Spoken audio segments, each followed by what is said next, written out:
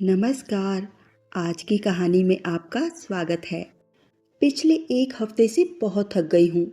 संजना ने कॉफ़ी का ऑर्डर देते हुए ज्योति से कहा, इतना काम, कभी कभी दिल करता है कि नौकरी छोड़कर घर बैठ जाऊँ।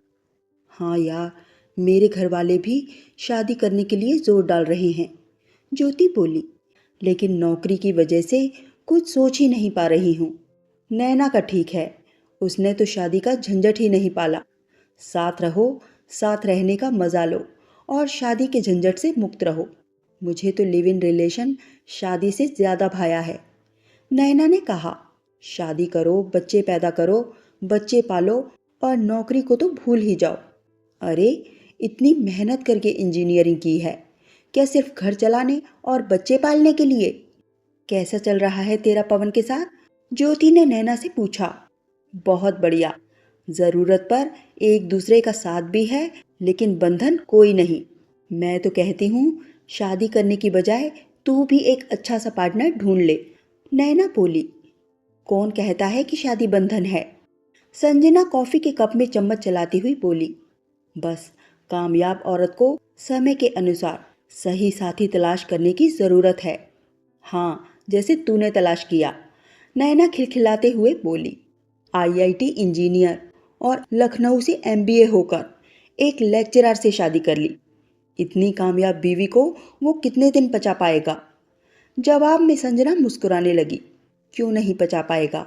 जब एक पत्नी अपने से ज़्यादा कामयाब पति को पचा सकती है, तो एक पति अपने से ज़्यादा कामयाब पत्नी को क्यों नहीं पचा सकता है? आज के समय की यही ज़रूरत है। कहकर कॉफ़ी का प्याला मेज़ पर रखकर संजना उठ खड़ी हुई। साथ ही ज्योति और नैना भी खिलखिलाते हुए उठी और अपनी अपनी राह चल पड़ी। तीनों सहेलियां मल्टीनेशनल कंपनियों में बड़े बड़े ओहदों पर थी। फुर्सत के समय में तीनों एक दूसरे से मिलती रहती थी। तीनों सहेलियों की उम्र 32 पार कर चुकी थी। ज्योति अभी तक कुंवारी थी। नैना एक लड़के पवन के साथ लिव इन रिलेशन में रह रही थी और संजना ने एक लेक्चरर से 3 साल पहले शादी की थी। उसका साल भर का एक बेटा भी था। वैसे तो तीनों सहेलियां अपनी अपनी पोजीशन से संतुष्ट थीं, लेकिन सब कुछ है, पर फिर भी कुछ कमी सी है कि तर्ज पर हर एक को कुछ न कुछ खटकता रहता था। ज्योति जब घर पहुंची तो 9 बज रहे थे। माँ खाने की मेज़ पर बैठी उसका इंतज़ार कर रही थी। उसे आया देखकर माँ बोली, बेटी, आज बहुत देर कर दी, आजा, जल्दी से खाना खा ले। हम सब तो खा चुके हैं। 9 बजना बड़े शहरों में कोई बहुत ज़्यादा समय नहीं था, पर किसी ने भी उसका खाने पर इंतज़ार करना ठीक नहीं समझा। भाई अगर देर से आए तो उनके लिए सारा परिवार खाने पर इंतज़ार करता है। आखिर वो भी तो अपनी सारी तनख्वाह इसी घर में खर्च करती है।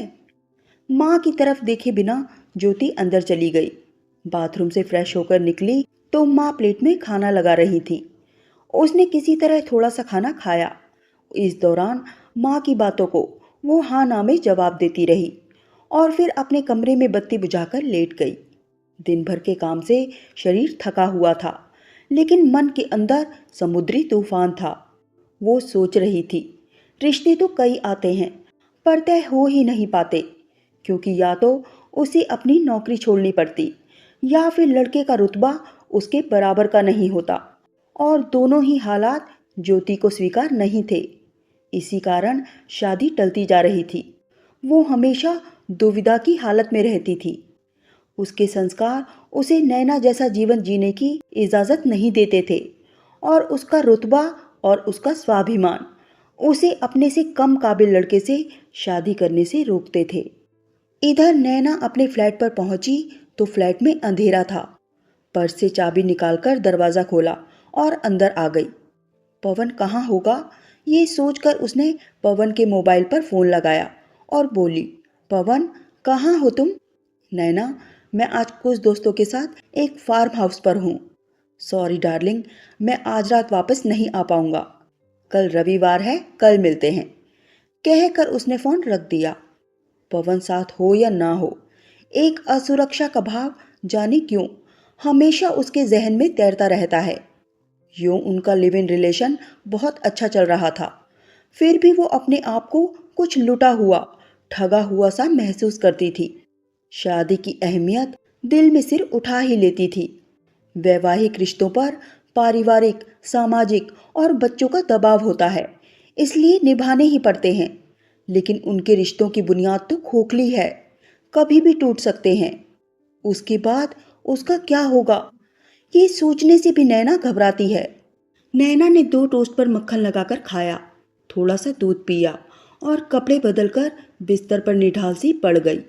पवन लिव इन रिलेशन के लिए तो तैयार है, पर शादी के लिए नहीं। कहता है कि अभी तक उसने शादी के बारे में सोचा नहीं है। सच तो ये है कि पवन अगर शादी के लिए कहे भी तो शायद वो तैयार न हो पाए। शादी के बाद की जिम्मेदारियां, बच्चे, घर गृहस्थी वो कैसे निभा पाएगी। लेकिन जब अपने दिल से पूछती है तो एहसास होता है कि शादी की अहमियत वो समझती है। वो जानती है कि स्थायी रिश्ते, भावनात्मक और शारीरिक सुरक्षा सिर्फ शादी से ही मिलती है। लाख उसके पवन के साथ मधुर रिश्ते हैं, लेकिन उसे वो अधिकार तो नहीं जो एक पत्नी का अपने पति पर होता है। ये सब कुछ सोचते सोचते नैना गुदगुदे तकिए में मुंह गड़ाकर सोने की असफल कोशिश करने लगी। संजना घर पहुंची तो नितिन बेटे को कंधे से चिपकाए लॉन में टहल रहा था। उसे अंदर आते देखकर उसकी तरफ चला आया और बोला, बहुत देर हो गई? हाँ, नैना और ज्योति के साथ कॉफी पीने रुक गई थी। तो एक फोन तो कर देती, नितिन नाराजगी से बोला। दोनों अंदर आ गए। नितिन बेटे को बिस्तर पर लिटाकर थपकियां देने लगा। वो बाथरूम में चली गई। नहा धोकर निकली तो मेज पर खाना लगा हुआ था। चलो खाना खा लो, संजना बोली तो नितिन मेज पर आकर बैठ गया। डोंगे का ढक्कन हटाती हुई संजना बोली, कुछ भी कहो, खाना महाराजिन बहुत अच्छा बनाती है। नितिन चुपचाप खाना खाता रहा। संजना उसकी नाराजगी समझ रही थी। आज शनिवार की शाम नितिन का आउटिंग का प्रोग्राम रहा होगा, जो उसकी वजह से खराब हो गया। एक बार मन किया कि मान मनुहार करे, लेकिन वो इतनी थकी हुई थी कि नितिन से उलझने का उसका मन नहीं हुआ। खाना खत्म करके उसने बचा हुआ खाना फ्रिज में रखा और बिस्तर पर आकर लेट गई। नितिन सो गया था। आंखों को बाजू से ढके संजना का मन कर रहा था कि वो नितिन को मना ले, लेकिन पता नहीं वो कौन सी दीवार थी जो उसे उसके साथ सहज होने से रोकती थी। वैसे नितिन उसका खुद का चुना हुआ था। जब उसके लिए रिश्ते आ रहे थे, उस समय उसकी बुआ ने अपने रिश्ते के एक लेक्चरर लड़के का रिश्ता उसके लिए सुझाया था। ये सुनकर घर में सभी खिलखिलाकर हंस पड़े थे। कहाँ संजना मल्टीनेशनल कंपनी में मैनेजर और कहाँ ये लेक्चरर। तब उसकी छोटी बहन मजाक में बोली थी, वैसे दीदी, एक लेक्चरर से आपका आइडियल मैच रहेगा। आखिर पति पत्नी में से किसी एक को तो घर संभालने की फुर्सत होनी ही चाहिए, वरना घर कैसे चलेगा। आप पति बनकर राज करना, वो पत्नी बनकर घर संभालेगा। और बहन की मजाक में कही हुई बात संजना के जहन में आकर अटक गई थी। पहले तो उसके जैसी योग्य लड़की के लिए रिश्ते मिलने ही मुश्किल हो रहे थे। एक तो इस लड़के की नौकरी इसी शहर में थी, और दूसरे आने वाले समय में जब बच्चे होंगे तो उनकी देखभाल करने का उसके पास पर्याप्त समय होगा, तो संजना अपनी नौकरी पर पूरा ध्यान दे सकती है। ये सोचकर उसका फैसला मजबूत हो गया। उसके इस फैसले में पिता ने उसका साथ दिया था। उनकी नज़र में आज के समय में पति पत्नी में से किसी का भी कम या ज़्यादा काबिल होना कोई मायने नहीं रखता। और इस तरह नितिन से उसकी शादी हो गई थी। शुरुआत में तो सब कुछ ठीक चला, लेकिन धीरे धीरे उनके रिश्तों में खिंचाव आने लगा। उसकी तनख्वाह, ओहदा, उसका दायरा, उसकी व्यस्तताएं, सभी कुछ नितिन के मुकाबले ऊंची और अलग थी। और ये बात संजना पर बुरी तरह से हावी होने लगी थी और रोज ही उसके हाव भाव से जाहिर भी हो जाती थी। नितिन उसके सामने खुद को बोना महसूस करता था और संजना भी उसे ये महसूस कराने में पूरा सहयोग देती थी।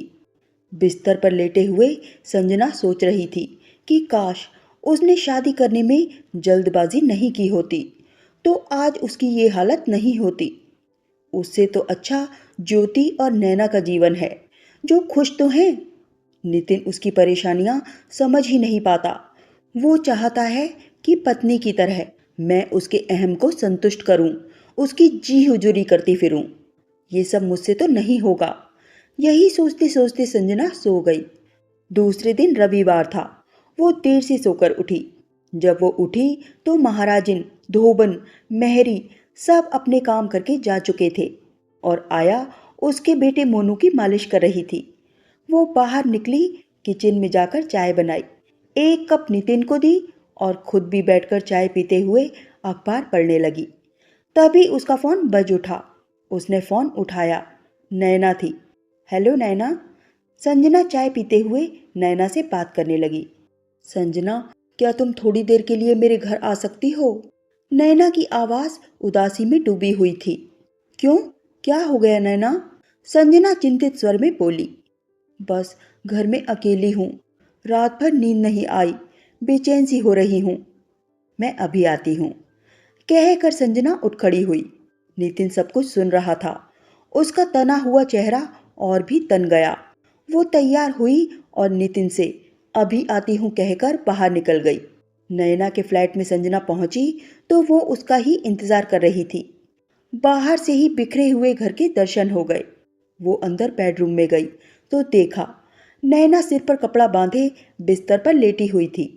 कमरे में कुर्सियों पर हफ्ते भर के उतारे हुए मैले कपड़ों का ढेर पड़ा हुआ था।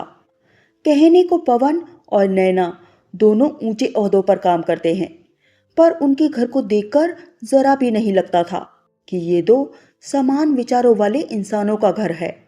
क्या हुआ नैना? संजना उसके सिर पर हाथ रखती हुई बोली। पवन कहाँ है? वो अपने दोस्तों के साथ शहर से दूर किसी फार्म हाउस पर गया हुआ है और मेरी तबीयत रात से ही खराब है। दिल बार बार बेचैन हो उठता है, सिर में तेज दर्द है। इतना कहते हुए नैना की आवाज भर्रा गई। संजना के दिल में कुछ कसक सा गया। यहाँ नैना इसलिए दुखी है कि पवन कल से लौटा नहीं और उसके पास नितिन के लिए समय ही नहीं है। तो इसमें घबराने की क्या बात है? रात तक पवन लौट आएगा। संजना बोली। चल, तुझे डॉक्टर को दिखा लाती हूँ, उसके बाद मेरे घर चलना। बात रात तक आने की नहीं है संजना, नैना बोली। पवन का व्यवहार कुछ बदल रहा है। वो अक्सर ही मुझे बिना बताए अपने दोस्तों के साथ चला जाता है। कौन जाने उन दोस्तों में कोई लड़की हो। बोलते बोलते नैना की रुलाई फूट पड़ी। लेकिन तूने कभी उसे कुछ कहा नहीं? क्या कहती? वो मेरा पति तो नहीं है जिस पर कोई दबाव डाला जाए। वो अपने फैसले के लिए आज़ाद है संजना। और संजना की बाह पकड़कर नैना बोली। तूने अपने जीवन में सबसे सही फैसला लिया है। तेरे पास सब कुछ है, सुकून भरा घर, बेटा और तुझे मान सम्मान देने वाला तेरा पति। पर मेरे और पवन के रिश्तों का क्या है? कौन सा आधार है जो वो मुझसे बंधा रहे? आखिर इन रिश्तों का और इस जीवन का क्या भविष्य है? जब उम्र निकल जाएगी तो मैं किसके सहारे जीऊंगी? जीवन सिर्फ जवानी की सीधी सड़क ही नहीं है संजना। इस सीधी सपाट सड़क के बाद एक संकरी गली भी आती है, अधेड़ उम्र की। और जब ये गली मुड़ती है ना, तो एक भयानक खाई आती है, बुढ़ापे की। और जीवन का वही सबसे भयानक मोड़ है। तब मैं क्या करूंगी? कहकर नैना रोने लगी। नितिन तुझसे कुछ कम काबिल सही, लेकिन तेरे जीवन की बेफिक्री उसी की वजह से है। उसे खोने का तुझे डर नहीं, घर की तुझे चिंता नहीं, बेटे के लालन पालन में तुझे कोई परेशानी नहीं। रोते रोते नैना बोली। मेरे पास क्या है? पवन का मन होगा तब तक वो मेरे साथ रहेगा, फिर उसके बाद। संजना हैरान सी नैना को देखती रह गई। उसकी आंखों में, उसके चेहरे पर असुरक्षा के भाव थे, भविष्य की चिंता थी। लेकिन क्यों? नैना खुद इतने ऊंचे पद पर काम करती है। इस आजाद ख्याल जीवन की हिमायती नैना के मन में भी पवन के खो जाने का डर है। जीवन में अकेले रह जाने का डर है। पवन के बाद दूसरा साथी फिर बनाएगी, फिर तीसरा, फिर चौथा और उसके बाद। संजना ये सोचकर ही कांप गई। वो तो अपनी नौकरी के अलावा कभी किसी बारे में सोचती ही नहीं। बस नितिन का ही अपने से कम योग्य होना उसे खलता रहता है और इस बात से वो दुखी होती रहती है। पवन कहीं नहीं जाएगा नैना, आ जाएगा रात तक, तुम्हारा भ्रम है ये। वो नैना को दिलासा देती हुई बोली और दिन भर के लिए उसके पास रुक गई। शाम को जब वो घर पहुंची तो घर पर ज्योति को अपना इंतजार करते हुए पाया। अरे ज्योति, इस समय तुम कैसे आ गई? तुझसे बात करने का मन हो रहा था, सो आ गई। नितिन जी ने बताया कि तू नैना के घर गई है, आने वाली होगी। मुझे इंतजार करने को कहकर वो कुछ सामान लेने चले गए। एक पल चुप रहने के बाद ज्योति बोली, नितिन जी बता रहे थे कि नैना की तबीयत कुछ ठीक नहीं है। क्या हुआ उसे? कुछ नहीं, वो अपने और पवन के रिश्तों को लेकर कुछ अपसेट सी है। संजना सोफे पर बैठती हुई बोली, नैना को पवन पर भरोसा नहीं रहा। उसे लग रहा है कि उसकी जिंदगी में कोई और है, तभी वो उससे दूर जा रहा है। लेकिन नैना उससे कुछ पूछती क्यों नहीं? ज्योति गुस्से में आकर बोली, किस अधिकार से ज्योति? आखिर लिव इन रिलेशन का यही तो मतलब है कि जब तक बनी तब तक साथ रहे, वरना अलग होने में वैवाहिक रिश्तों जैसा कोई झंझट नहीं। और तू सुना, कैसी है? थोड़ी देर बाद संजना बोली, बस ऐसे ही, कल से बहुत परेशान सी थी। घर में मेरे रिश्ते की बात चल रही है। एक अच्छा रिश्ता आया है, सब बातें तो ठीक हैं, पर लड़का मुंबई में काम करता है। शादी के लिए मुझे नौकरी छोड़नी पड़ेगी। इसी बात पर घर में हंगामा मचा हुआ है। पापा चाहते हैं कि मुझे चाहे नौकरी छोड़नी पड़े, पर मैं उस रिश्ते के लिए हाँ कर दूं। इसी विवाद से परेशान होकर मैं थोड़ी देर के लिए तेरे पास आ गई। तो क्या सोचा है तूने? संजना ने पूछा। सोचा तो था कि मना कर दूंगी। ज्योति खिसक कर संजना के पास बैठती हुई बोली, लेकिन नैना के बारे में जानने के बाद अब सोचती हूँ कि हाँ कर दूं। आज की पीढ़ी अपनी महत्वाकांक्षाओं के जाल में उलझी हुई शादी और शादी के बाद की जिम्मेदारियों से दूर भाग रही है। लेकिन जैसे जैसे उम्र आगे बढ़ती है, पीछे मुड़कर देखने का मन करता है। अगर 10 साल बाद कोई समझौता करना है तो आज क्यों नहीं? पल भर के लिए दोनों सहेलियां चुप हो गई। तूने सही और समय से फैसला लिया संजना। सभी को कुछ ना कुछ समझौता तो करना ही पड़ता है। मुझे अपनी नौकरी छोड़नी पड़ रही है और नैना को भविष्य की सुरक्षा। लेकिन तेरे पास सब कुछ है। नितिन तुझसे कुछ कम काबिल सही, लेकिन नाकाबिल तो नहीं है। पहले लड़कियां इतनी काबिल नहीं होती थी तो उन्हें अपने से ज्यादा काबिल लड़के मिल जाते थे। लेकिन अब जमाना बदल रहा है। लड़कियां इतनी तरक्की कर रही हैं कि अगर अपने से ज्यादा काबिल लड़के के इंतजार में बैठी रहेंगी तो या तो नौकरी ही कर पाएंगी या शादी ही। ऐसे लड़के का चुनाव करना जिसके साथ घरेलू जीवन आसानी से चल सके, बच्चों की अच्छी परवरिश हो सके, बड़े बुजुर्गों की देखभाल हो सके। अपने से लड़का कुछ कम काबिल भी हो तो इसमें कुछ भी गलत नहीं है। समय के साथ ये बदलाव आना ही चाहिए। आखिर पहले पत्नी घर देखती थी, आज ऊंचे ओहदों पर काम कर रही है, तो पति के पास घर की देखभाल करने का समय हो तो इसमें कुछ गलत है क्या? ये कहकर ज्योति उठ खड़ी हुई। संजना जब ज्योति को बाहर तक छोड़कर अंदर आई तो ध्यान आया कि नितिन को बाजार गए हुए काफी देर हो गई और अभी तक वो नहीं आए। आज नितिन के लिए संजना के मन में अंदर से चिंता हो रही थी। तभी डोरबेल बज उठी। सामान से लदा फदा नितिन दरवाजे पर खड़ा था। अरे, आप इतना सारा सामान ले आए? संजना सामान के कुछ पैकेट उसके हाथ से पकड़ते हुए बोली, बहुत देर हो गई, मैं इंतजार कर रही थी। संजना के स्वर की कोमलता से नितिन चौंक गया। बिना कुछ बोले वो अपने हाथ का सामान किचन में रखकर बेडरूम में चला गया। संजना भी उसके पीछे पीछे आ गई। नितिन, पीछे से उसके गले में बाहें डालती हुई संजना बोली, चलो आज का डिनर बाहर करेंगे, फिर कोई फिल्म देखेंगे। आया को रोक लेते हैं, वो मुन्ने को देख लेगी। उसके इस प्रस्ताव और हरकत से नितिन हैरत से पलटकर उसकी ओर देखने लगा। ऐसे क्या देख रहे हो? संजना इठलाती हुई बोली, हर समय गुस्से में रहते हो। ये नहीं कि कभी बीवी को कहीं घुमा लाओ, फिल्म दिखा लाओ। आम घरेलू औरतों की तरह संजना बोली तो उसकी इस हरकत पर नितिन खिलखिलाकर हंस पड़ा। संजना उसके गले में बाहें डालकर उसके गले लग गई। मुझे माफ कर दो नितिन। संजना, इसमें माफी की क्या बात है? मेरे लिए तुम्हारी काबिलियत, तुम्हारा काम में बिजी रहना, तुम्हारा रुतबा, सभी कुछ गर्व की बात है। लेकिन जब तुम मुझे ही अपनी जिंदगी से दरकिनार कर देती हो तो बहुत दुख होता है। अब ऐसा नहीं होगा। मेरे लिए आपसे ज़्यादा महत्वपूर्ण जीवन में दूसरा कुछ भी नहीं है। आप में और मुझ में कोई फर्क नहीं। हमारा कुछ भी, चाहे वो नौकरी हो या समाज, जिंदगी भर नहीं रहेगा, लेकिन हम दोनों मरते दम तक साथ रहेंगे। मान अभिमान की सारी दीवारें तोड़कर संजना नितिन के गले लग गई। नितिन ने भी एक पति के आत्मविश्वास से संजना को अपनी बाहों में समेट लिया। रिश्ते बिना बंधन के मजबूत नहीं बनते। पहले ये बात ज्योति, नैना और संजना शायद नहीं समझ पाई थी। शादी को सिर्फ एक बोझ, एक जिम्मेदारी मानकर तीनों असंतुष्ट थी। लेकिन हालातों के आगे शादी के प्रति उनका ये नज़रिया बदल गया। दोस्तों, अगर आपको ये कहानी थोड़ी सी भी अच्छी लगी हो तो लाइक करना मत भूलिए। अगर पसंद ना आए तो डिसलाइक भी कर सकते हैं। धन्यवाद।